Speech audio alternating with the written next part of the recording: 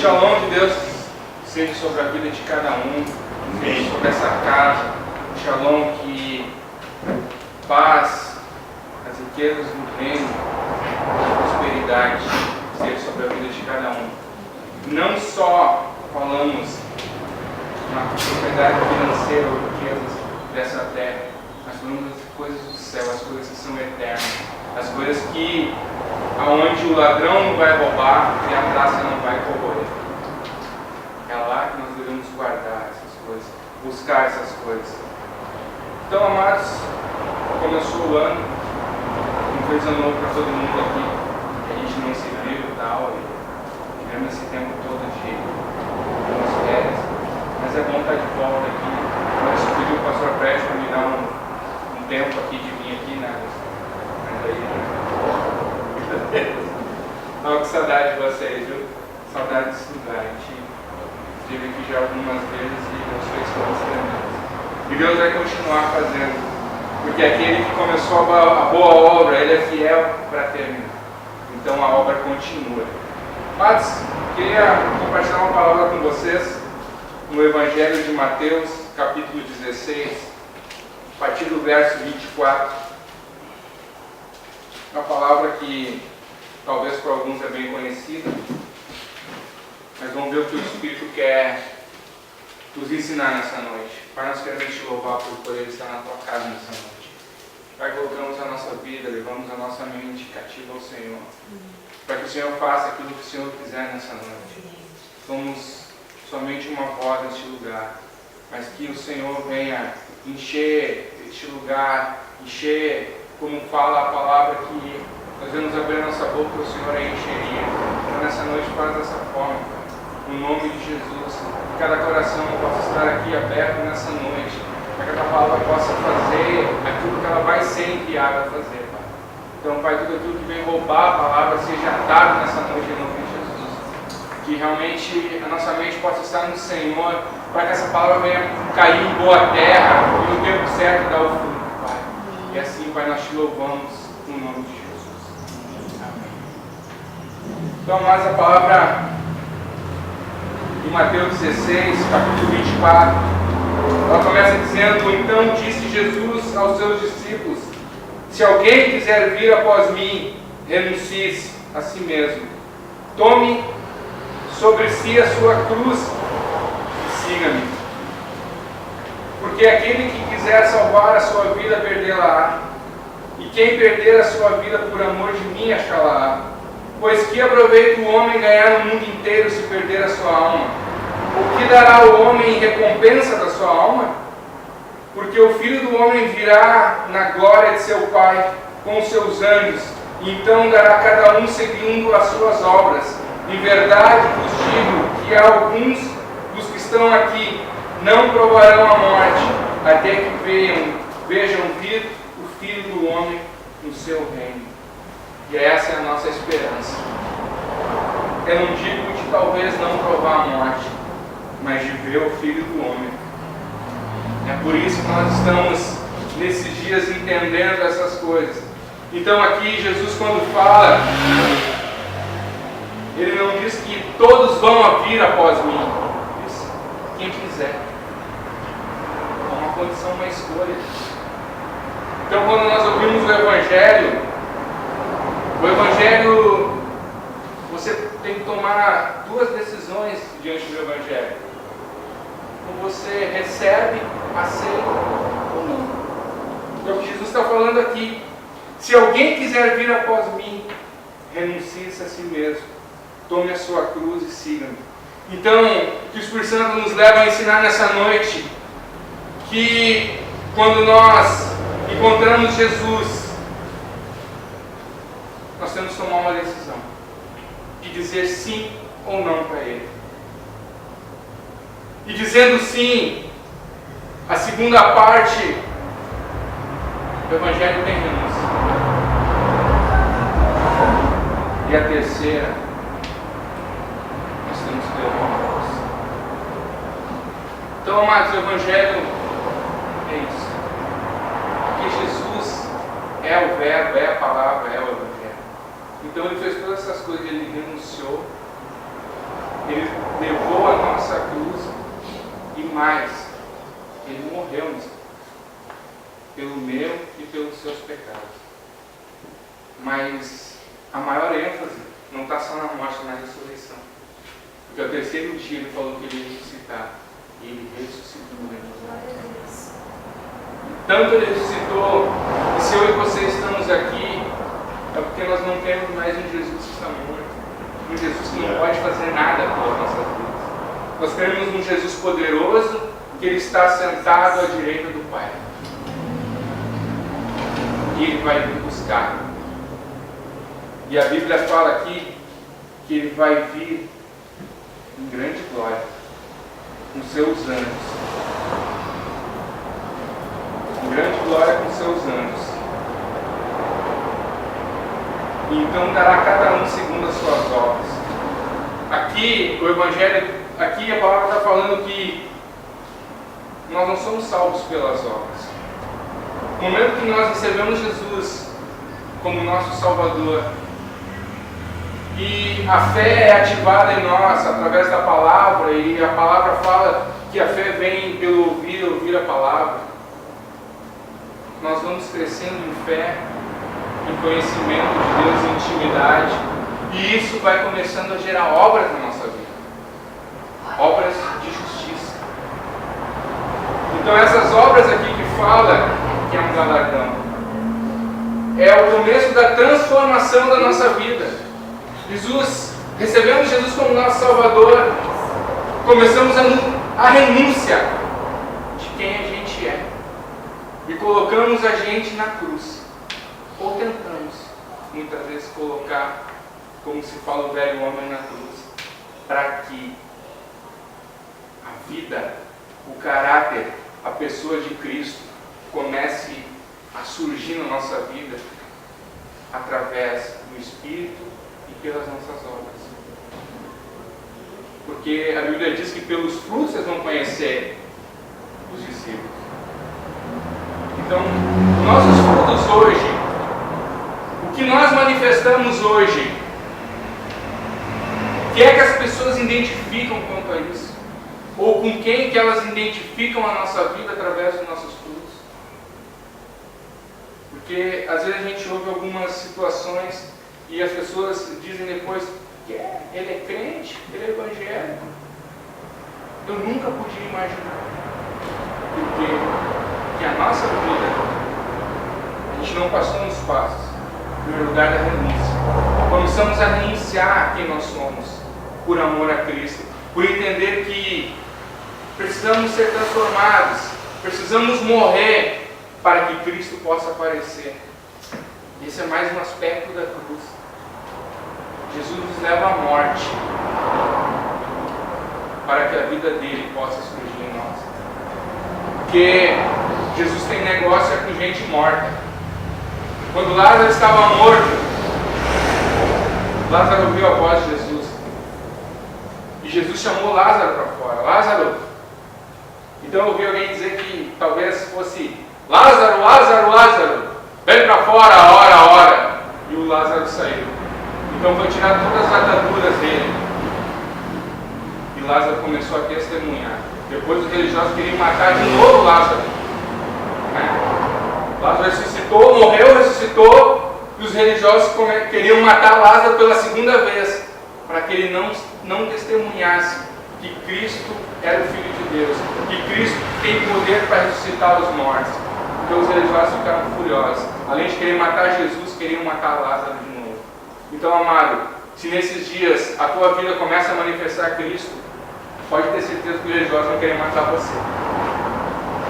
Porque os religiosos não querem que Jesus se manifeste em nós. As pessoas, ainda com uma estrutura de religião, uma estrutura tradicional, enfim, não querem que a vida, que o Espírito de Deus se manifeste em nossas vidas. Que fique tudo normal, que fique tudo... Nada fuja do convencional.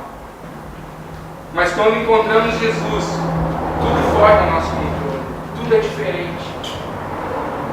Que é a vida. A vida.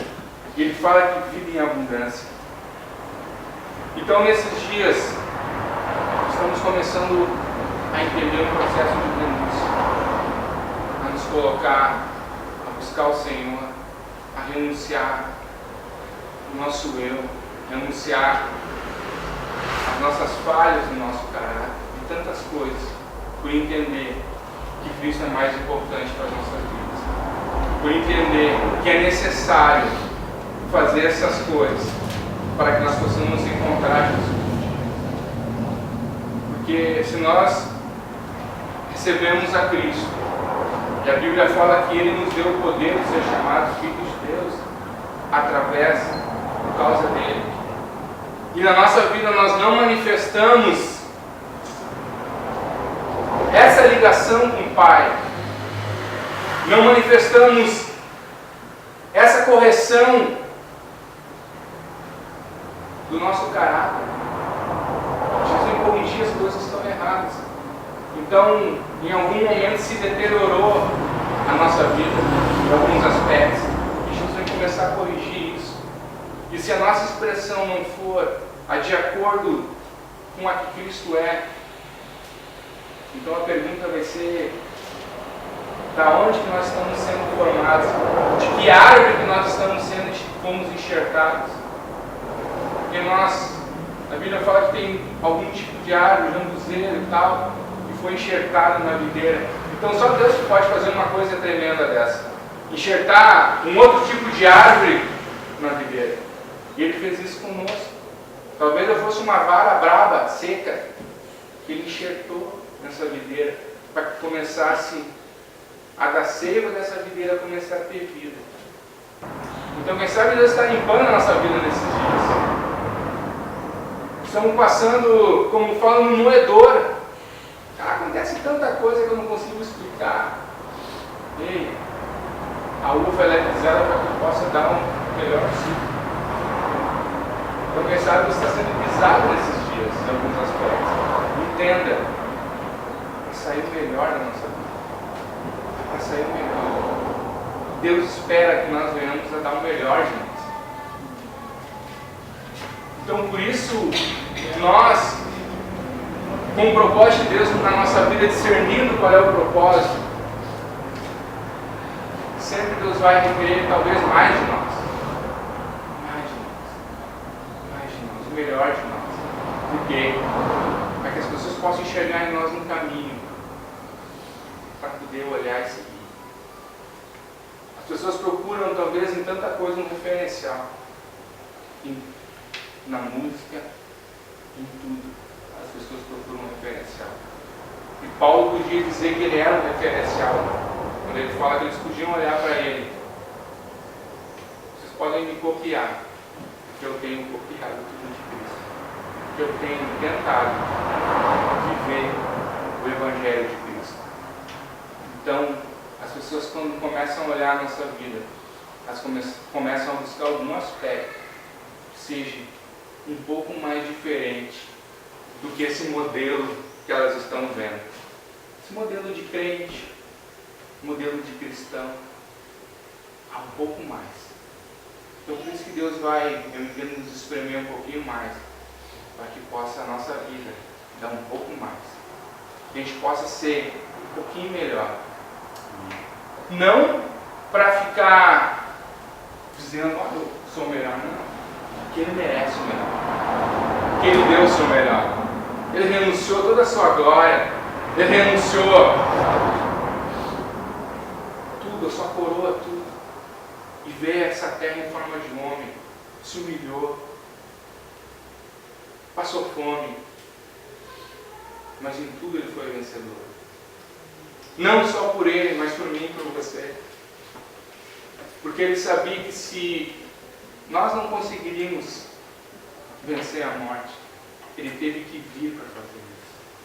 Porque somente um justo poderia pagar o preço que era cobrado pelo pecado, que é a morte. O salário do pecado é a morte. Então o salário do nosso pecado, a cobrança, seria a vida de um justo.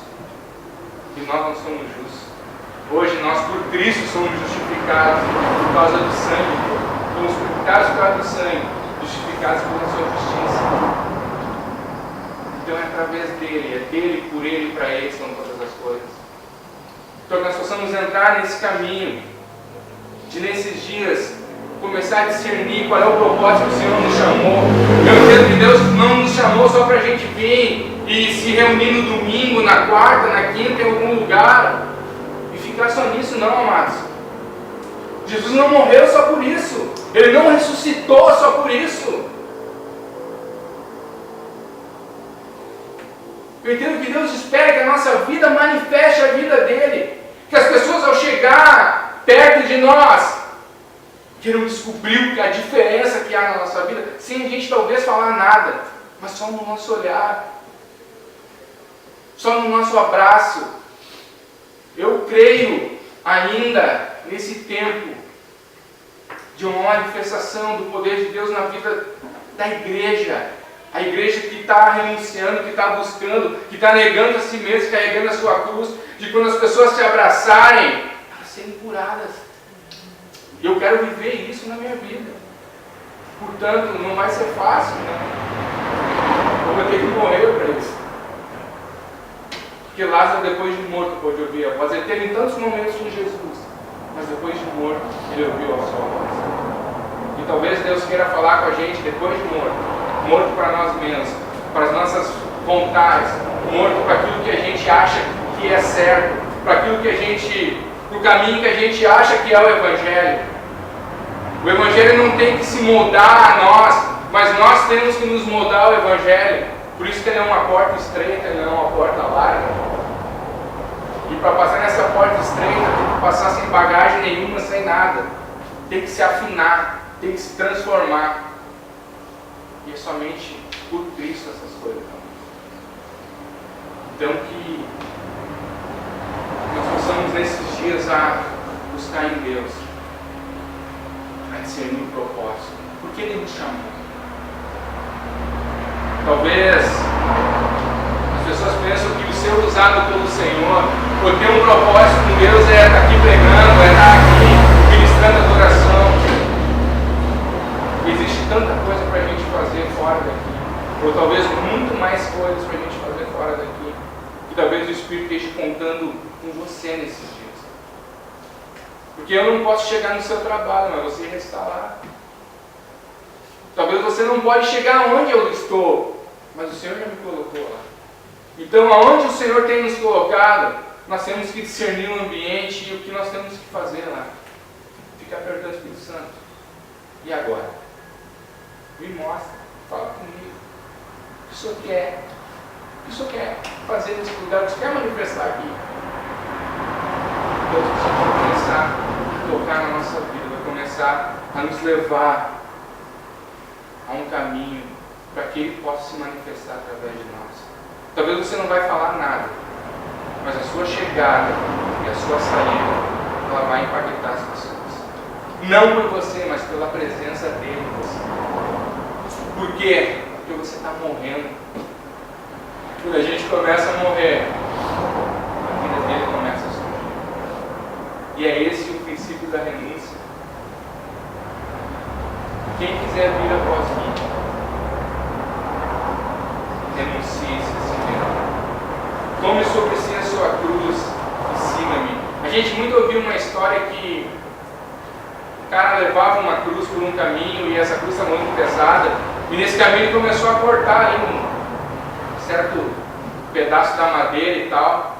E quando ele chegou num determinado momento nesse caminho, ele tinha que colocar aquela cruz, porque para passar para o outro lado era em formato de cruz.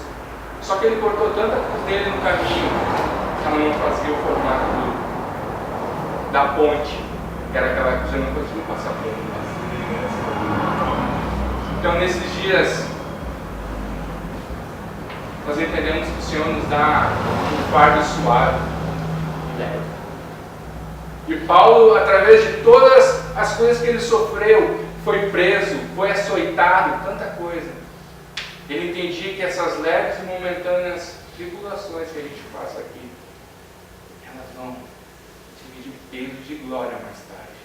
Então era esse o entendimento dele. Que não era isso aqui que importava tanto para ele. O negócio dele estava lá em cima. o que ele granjeava, o que ele almejava, não era ficar eternamente aqui, mas era o galardão que estava sendo preparado para ele. Então, aonde está o nosso coração, está o nosso tesouro. Se o Senhor tiver o nosso coração, Ele tem tudo da gente. Tudo. Se o Senhor conseguir conquistar o nosso coração e a gente conseguir entregar para Ele, Ele tem tudo de nós. Ele não vai ter mais força nenhuma, não vai ter mais esforço nenhum.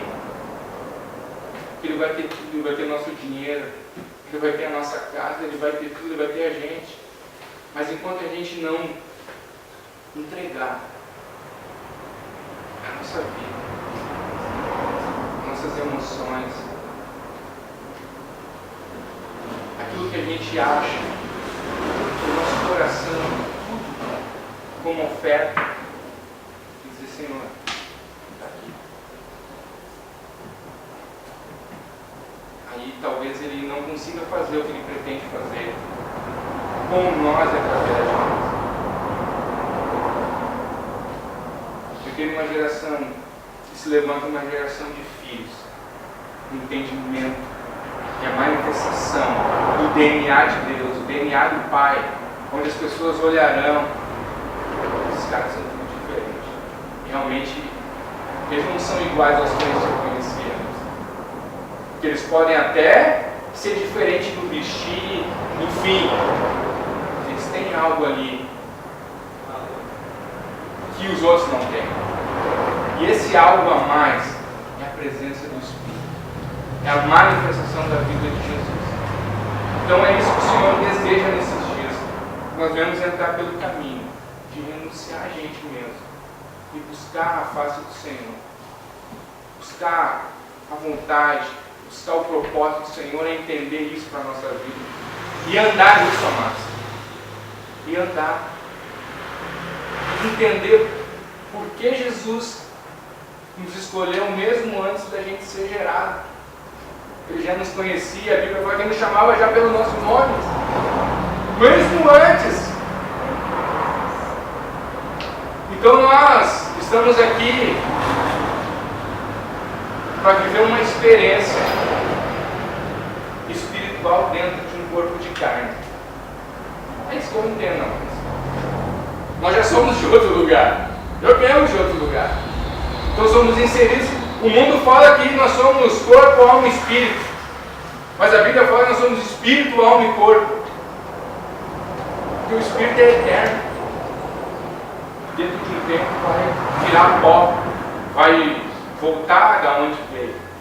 Nosso espírito vai ser eterno. E se as nossas obras não manifestar o DNA de Deus,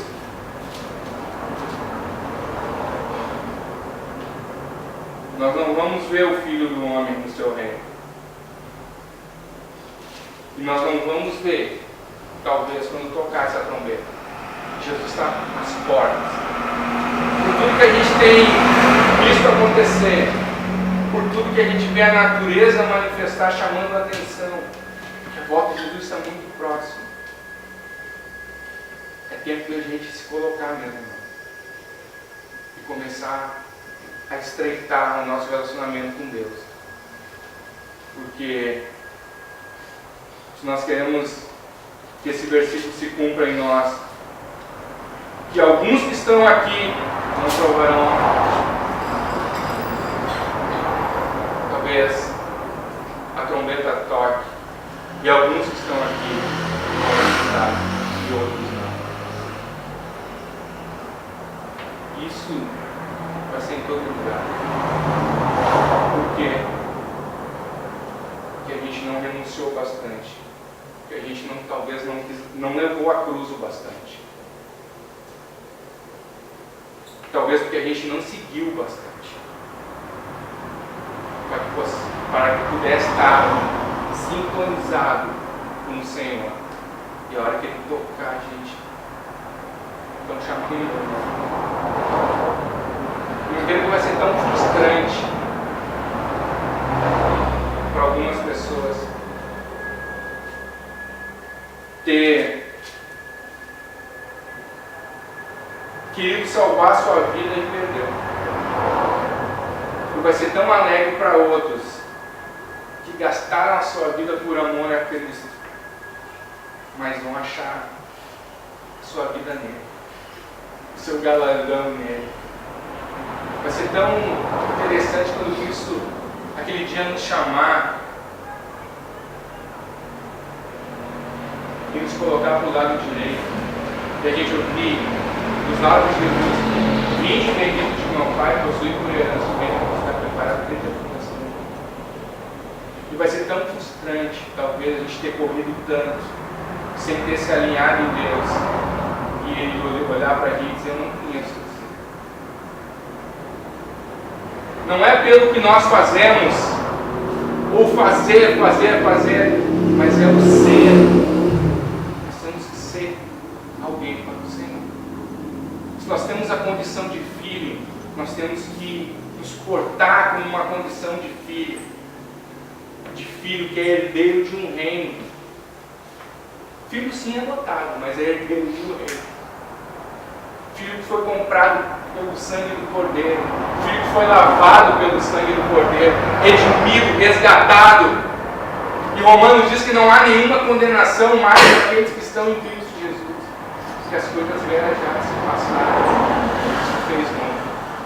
O que se faz novo todos os dias, se não a palavra, se não a intimidade, a manifestação do Espírito na nossa vida. Todos os dias é uma novidade. É essa novidade de vida que Deus deseja que nós vivamos todos os dias no seu Espírito. Essa renovação, a transformação da nossa mente, de escravos, de pedintes, numa mente de filhos de Deus. Chegamos aqui e não temos expressão nenhuma para adorar o Senhor, ou motivo algum. Só o motivo de nós chegarmos aqui já é um bom motivo para nós adorarmos ao Senhor. De nós ter chegado aqui, de não ter ficado pelo caminho do nosso carro, de nós ter acordado e dormido segunda, terça, quarta, e ter que dentro chegar aqui com vida na quinta-feira, a gente não está no hospital, é motivo de adorar o Senhor. Eu nem falo tanto pelo motivo maior, é que Jesus deu a vida por mim e por você, e por Ele nós temos a salvação, que é o motivo de nós estarmos pulando na presença dEle por causa disso. Porque se nós cuidarmos dessa salvação, nós não seremos condenados. É o motivo de nós estarmos adorando ao Senhor com gratidão todos os dias, porque Ele fez isso por nós. E a Bíblia fala que Ele fez isso quando nós éramos ainda pecadores, sem mérito nenhum. Olha, eu vou salvar o fulano porque ele é uma pessoa boazinha. Não, amados. Ninguém pode se justificar diante de Deus. Olha, eu fui uma pessoa muito boa, eu mereço a salvação. Vai ser por Ele. Vai ter que passar pela porta que é Jesus. Vai ter que passar pela porta que é Jesus. E na hora que passar pela porta, vai ter que deixar um monte de coisa se quiser passar pela essa porta. E a pergunta é: o que nós temos que deixar nessa noite para passar por essa porta? O que é que nós temos que renunciar para passar por essa porta? Que é muito estranho. E eu vi meu irmão falando que teve um sonho com essa porta era muito pequena. E que ela olhava e falou: não vou conseguir passar nesse negócio, é muito pequeno, como é que eu vou caber ali dentro? Mas a gente entende que quando entramos pela porta, que é Jesus, o Evangelho vai nos diminuir tanto, nós vamos conseguir passar por aquela porta. O Evangelho vai nos diminuir. Nós vamos nos dar tanto para o Senhor que nós vamos diminuir para poder passar por aquela porta. E não a porta larga, essa porta muito estreita. Porque a Bíblia diz que é mais fácil um camelo passar pelo buraco ou fundo de uma agulha. E a agulha era um vão, um muro, que o camelo daquele tamanho ele se abaixa, se dobra, consegue passar por ali. Se o camelo consegue se dobrar, se curvar para passar, por que é que nós não conseguimos fazer isso com o Senhor? Nos dobramos. Se dizemos que Ele tem o controle da nossa vida, que somos filhos, como é que nós não conseguimos obedecer Ele como nosso Pai? E é essa manifestação que Deus espera de nós. É essa vida em Cristo que Deus espera de nós. É isso que as pessoas verão em nós nesses dias. Quando nós entrarmos pelo caminho que o Senhor quer que nós entramos.